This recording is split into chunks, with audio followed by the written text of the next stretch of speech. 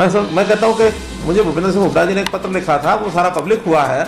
मैं तो उस पत्र को पढ़ करके और उस पत्र का जवाब देने का भी मुझे लगा कि इसका जवाब ही नहीं देना चाहिए, मैंने उसको इग्नोर ही कर दिया।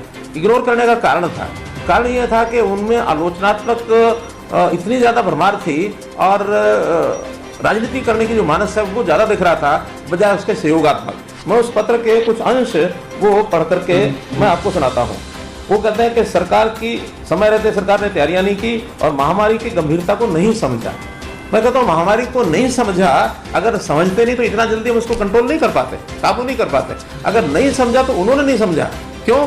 ये महामारी फैलने में जितने भी नए फैक्टर्स थे, उन फैक्टर्स में एक था ये जो आज चल रहा आंदोलन है। इस आंदोलन में सैकड़ों की संख्या में लोग इकट्ठे होते हैं, हजारों की संख्या में जाके बैठते हैं, एक दूसरे का कोई जो कोरोना को दूर करने का जो मर्यादाएं हैं, जो बिहेवियर है, उसका वो पालन नहीं करते।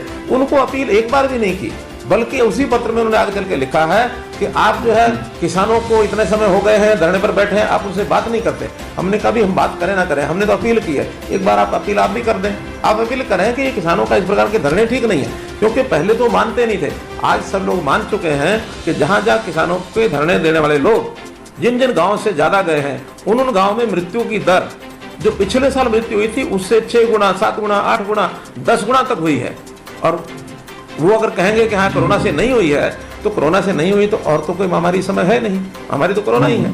और कोरोना में हम टेस्ट नहीं कराएंगे तो कैसे पता लगेगा ये मृत्यु कोरोना से हुई है कि वैसे हुई है। नेचुरल डेथ का एक सिस्टम होता है, नेचुरल डेथ 1% से ज़्यादा पूरे साल में ये होती नहीं है।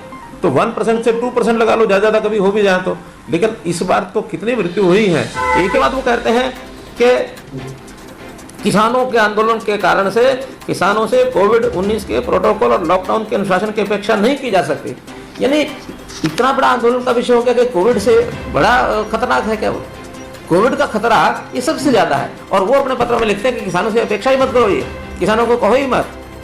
यानी जिस चीज में फंडामेंटल उनके हमारी सोच में अंतर है, तो उनको बैठे हुए बुला के करेंगे क्या?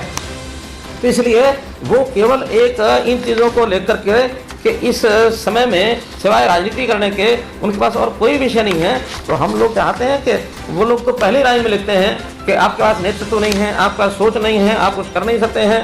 सरकार उन जिम्मेवारियों का निर्वहन करने में विफल रही है।